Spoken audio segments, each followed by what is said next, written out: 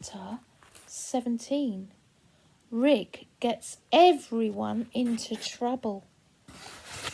When Joe and the others heard the angry voice behind them, they turned in surprise. Nobody but Rick knew what the angry little man was talking about. "Knocker?" said Joe in amazement. "What knocker? We haven't got your knocker." "What bad boy is eating my knocker?" cried the man, and he pointed to Rick. "I had a beautiful one made of lovely peppermint, and now that boy has nearly eaten it all up." They all stared at Rick, and he went very red. What was left of the knocker was in his mouth. "Did you really take his peppermint knocker?" said Joe, glaring at Rick.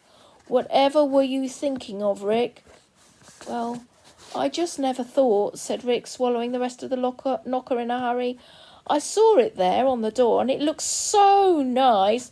I'm very sorry."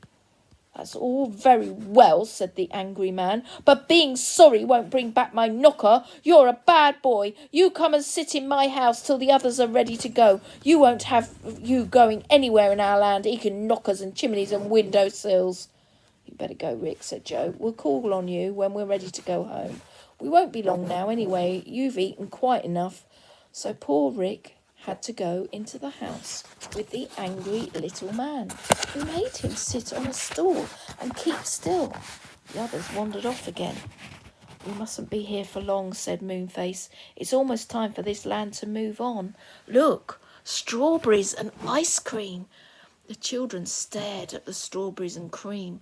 They had never seen such strange sight before. The strawberries grew by hundreds on strawberry plants, but each strawberry had its own big blob of cream growing on it, ready to be eaten. "They're even sugared," said Joe, picking one up.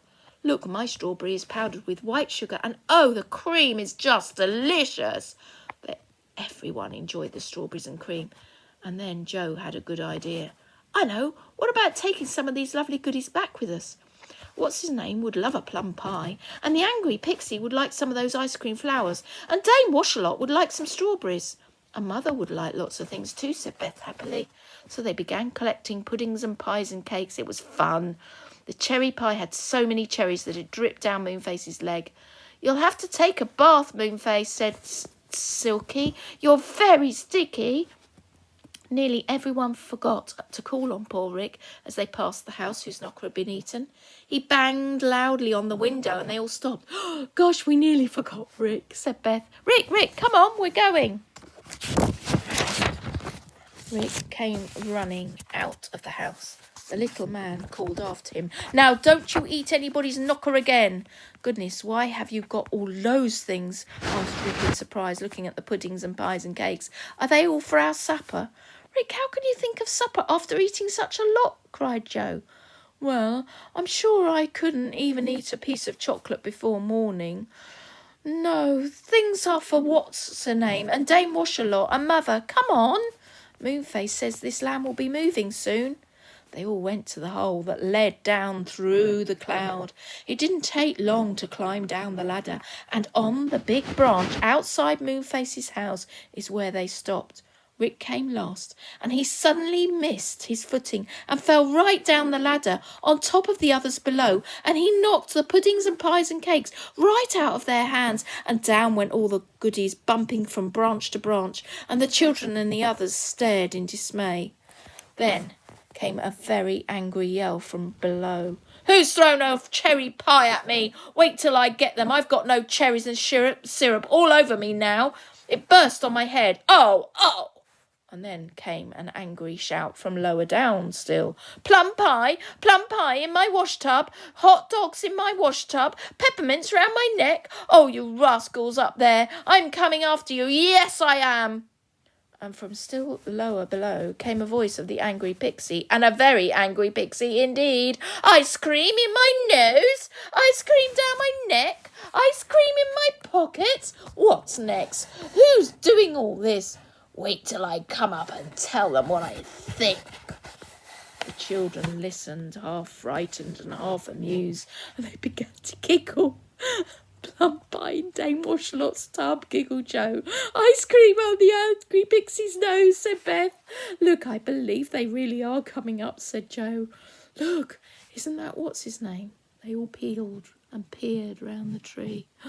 Yes, it was Washalot climbing up and looking very angry. The saucepan man leaned over a bit too far and nearly fell. Rick caught him just in time, but one of his kettles came loose and fell down, and it bounced from branch to branch and landed on poor old what's-his-name's head. He gave a tremendous yell. Ah, what? Is it you, Saucepan, throwing all these things down the tree? You want a good scolding, and you'll get it, and anybody else up there playing tricks will get a fine scolding too. Scolding, said Dame Washalot's voice. A scolding, called angry Pixie not far behind. Oh, gosh, said Joe in alarm. It looks as if the land of scoldings is about to arrive up here. I vote we go home. You better shut the door, Moonface, and you and Silky and Saucepan Man better lie down on the sofa and pretend to be asleep. Then maybe those angry people will think it's somebody up in the land of goodies that's been throwing all those things down. Rick ought to stay up there and get this scoldings, said Moonface gloomily. First he goes and eats somebody's door knocker and gets into trouble. Then he falls on top of us and sends all the goodies down the tree. I'm going down the slippery slip with the children. Oh, I think I'll go down the slippery slip with the children, said Silky, who was afraid of Mr. What's-his-name when he was in a temper. I can climb up to my house and lock myself in before those angry people come down again.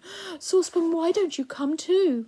Saucepan thought he would. So the children, Silk, Saucepan all slid down the slippery slip, just in time too, for Mr. What's-his-name came shouting up to Moonface's door, as Joe was the last to slide down. Moonface shut his door. He was lying on his bed pretending to be asleep. What's-his-name banged hard on the door. Moonface didn't answer. What's-his-name peeped in at the window. Moonface, wake up! Wake up, I say!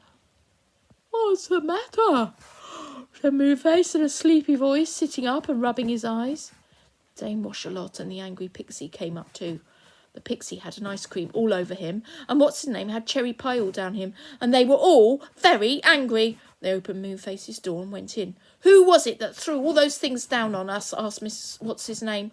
Where's Saucepan? Did he throw that kettle? I'm going to scold him. Whatever you are talking about, said Moonface, pretending not to know. How sticky you are, What's-her-name? Seeing cherry syrup sliding down Moonface's legs, it was you who threw the pudding down on me. Oh, my, I'm going to give you such a scolding. Then all three of them went for poor Moonface, who got a terrible scolding. He rolled over to the slippery slip and slid down it in fright. He shot to the trapdoor just in time to see Silky and Saucepan saying goodbye to the children. They were very surprised when Moonface shot down beside them. I've had a scolding, wept Moonface. They all scolded me because I was sticky and they thought I'd thrown all the goodies down at them. And now I'm afraid to go back because they'll be waiting for me. Poor Moonface, said Joe. And it's all Rick's fault. Listen, Silky can climb back to her house, but you and Saucepan better come back with us and stay the night. Rick and I will sleep downstairs on the sofa and you can have our beds. Mother won't mind. All right, said Moonface, wiping his eyes. That will be fun. Oh, what a pity we wasted all those lovely goodies. I really do think Rick is a clumsy boy. They all went home together, and poor Rick didn't say a word. But he did wish he could make up for all the bad that he'd done.